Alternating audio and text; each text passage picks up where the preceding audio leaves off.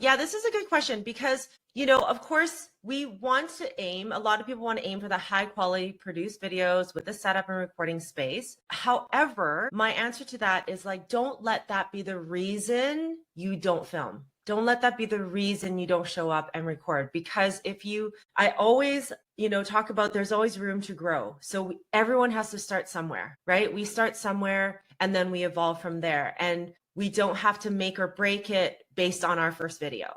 So aiming for high quality produced videos with a setup and a recording space, yes, if that's what you want to move towards, for sure. But if that's the thing that's stopping you from creating content to get yourself out there, just record in your living room to get going. Because in the process of doing that, you will find things that you want to tweak, find things that you can make better, and things that might not work. And also things that you thought you wanted to do and talk about, and you're like, actually, this doesn't really resonate. So I think it's in the process of doing it and testing is where refinement comes from. So the next question looks like, as you were also talking about, so do scripts really matter, or can you just speak whatever comes to your head? I really like this question because we talk a lot about using scripts, and there's so many ways that we can use scripts to help us, but they can also become a crutch. And so, there's first drafts for a reason, right? And so I always find like when you do your first draft, when you're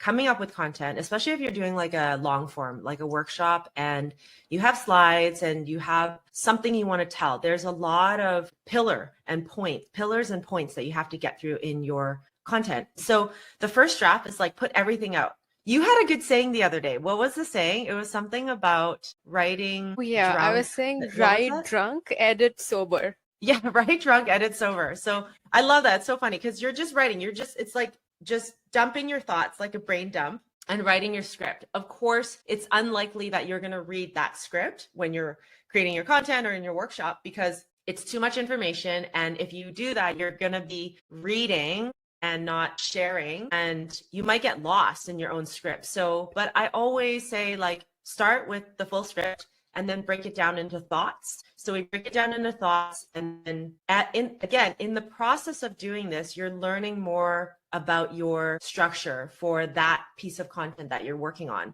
So that as you're doing this process, you're learning so much more and you're actually moving farther away from the script itself so it doesn't become a crutch. So if you use your first draft as the script, it can very easily become a crutch where you're kind of stuck to it. And then it creates the fear of like, if I take my eyes off it, then I'm going to lose where I'm at, and then I'm going to lose. So you kind of go down the spiral, and then it becomes a crutch because now you're like, okay, I better just stay reading or I'm not going to deliver the content because if I leave this, I'm going to be lost, right?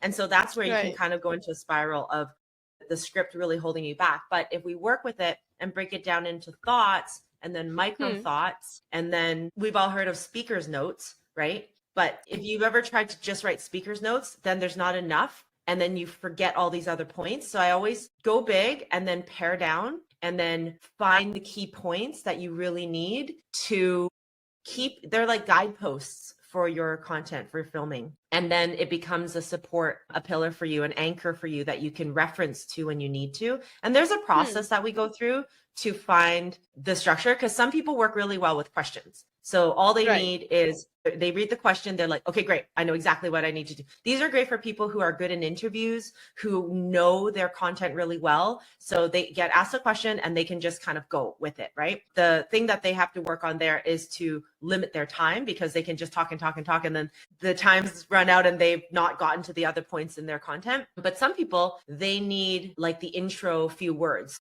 The few words that get them going in their thought process, and then they can keep rolling with that. And others have a different process where they just need the main key points. If they know the key point that they have to talk about, then they can kind of riff off that. So again, it's so unique to everyone. So I think taking the time to find your process is what is really going to help release all the restrictions of your environment and the script that hold you back from being free on camera and being authentically you.